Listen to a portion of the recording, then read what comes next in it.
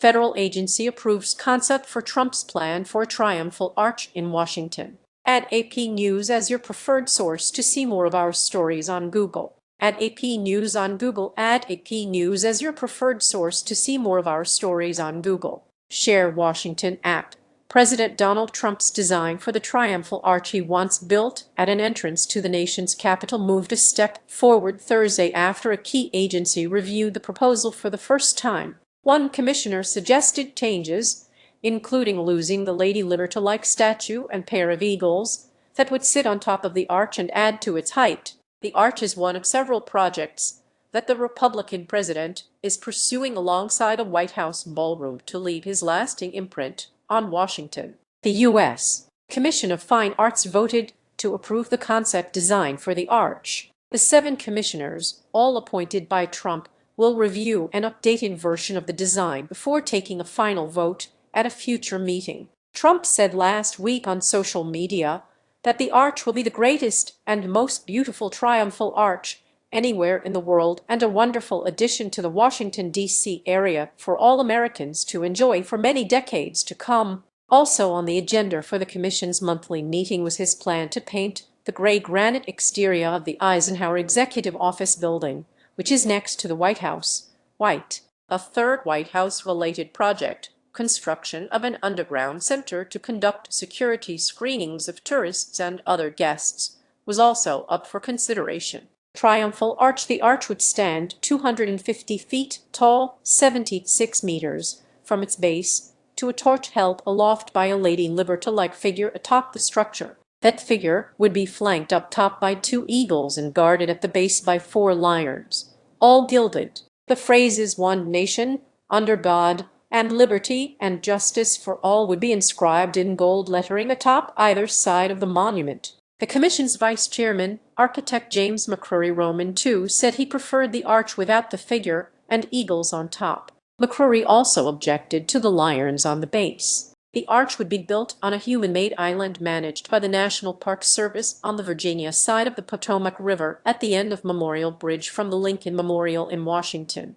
The arch would dwarf the Lincoln Memorial, which is 99 feet 30 meters tall, and be close to half the height of the Washington Monument, an obelisk that is about 555 feet 169 meters tall. Read more. White House Press Secretary Karoline Leavitt said Wednesday that the arch's 250-foot height will honor America's 250 years of existence. A group of veterans and a historian has sued in federal court to block construction on the grounds that the arch would disrupt the sightline between the Lincoln Memorial and Arlington House at Arlington National Cemetery, among other reasons. Underground Screening Center for White House Visitors. The U.S. Secret Service, Interior Department, National Park Service, and the Executive Office of the President want to start construction in August on a 33,000 square foot, 3,066 square meter center to screen tourists and other visitors to the White House. It would be built beneath Sherman Park,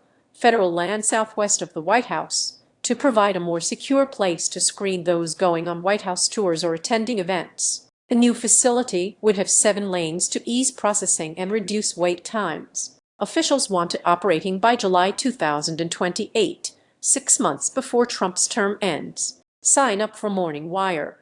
Our flagship newsletter breaks down the biggest headlines of the day. Email address: sign up.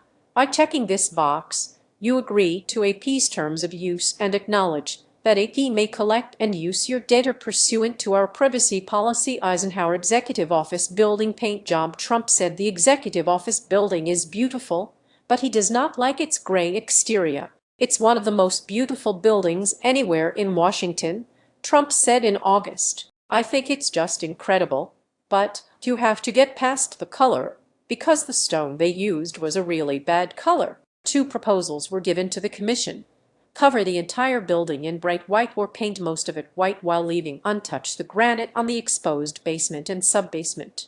In written materials, the White House said the building has been largely neglected since its construction. It said the building's color, design, and massing do not align visually with the surrounding architecture and lack any symbolic cohesion with the White House. The paint job is also the subject of litigation in federal court. The building sits across a driveway from the West Wing. It was completed in 1888 after 17 years of construction, and its granite, slate, and cast iron exterior makes it one of America's best examples of the French Second Empire style of architecture. It originally housed the Departments of State, War, and Navy. It currently houses offices for the Vice President and the National Security Council, among others. The building is a National Historic Landmark and is also listed on the National Register of Historic Places.